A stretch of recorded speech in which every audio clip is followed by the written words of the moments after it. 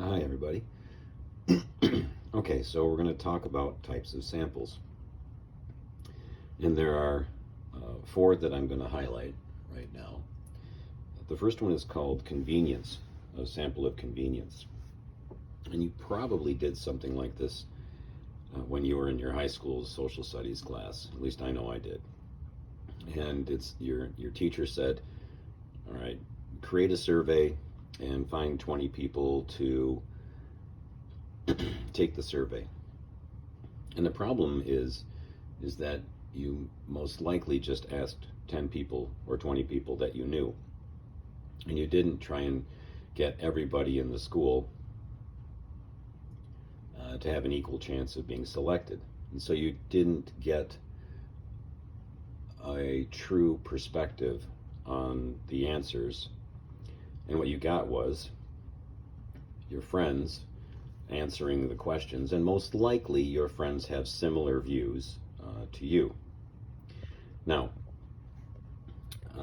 the next type of sample is called a stratified sample, and it's a group, and it is a type of a block sample, if you hear that term.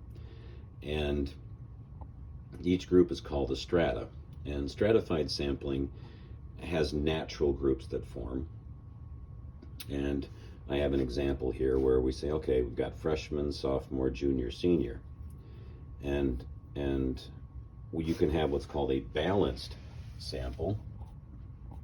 There's a couple ways you can do a balanced sample. So your balanced sample could have n of 5, n of 5, n of 5, n of 5. So in each group, you're pulling out 5 to study. Or you could have a balanced percentage. So your percents of the group match up. Now you can have an unbalanced sample as well, forgive me for moving the camera, where you just have 10, 12, 11, 9, and for whatever reason that's the responses that you get, or that's the surveys that you've decided to hand out. Now the key with stratified sample is you're taking some of all of the groups.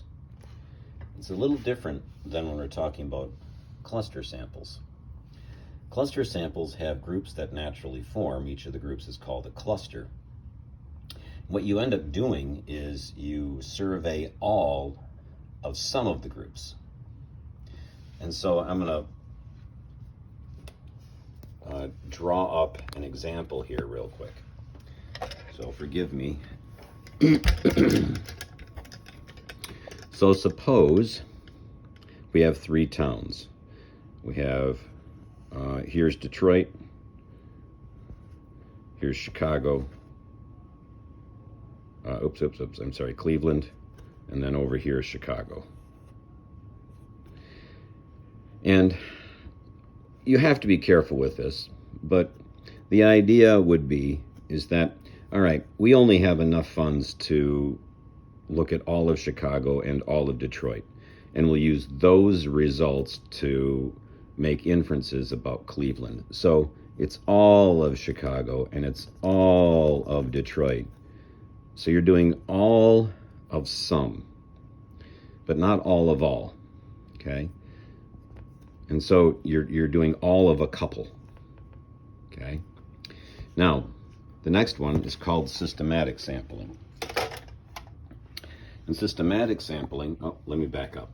Well, where does the randomness apply in stratified and in cluster? Well, the randomness applies in what your n would be, or how many you choose from each group, or what's your percentage that's going to be. So you're randomizing the amount that you're selecting from each group. All right. In cluster sampling, you're randomizing which group or groups you're studying to make inferences about the other groups. Okay, so in this case, we randomly selected Chicago and Detroit, and we're using those results to make inferences about Cleveland. All right, now systematic sampling. Well, systematic sampling has 2 spots of randomness. It's where you start, and it's the distance apart. And so pretend we have 100 houses that are identical in a row. And we're trying to do a sample from this. So we're going to start off rolling a die, for instance, and we get the number 3. So we're going to start at the 3rd house. So we go in 1, 2, 3. So we're starting here. Now we're going to roll that die again, and we're going to find out that we're going to interview every 5th house. So our n here is 5. And so we start at this house and we go 5 down, and then we are at the 8th house, and then we go 5 down, and then we're at the 13th house, and we work our way all the way down until we get almost to the end.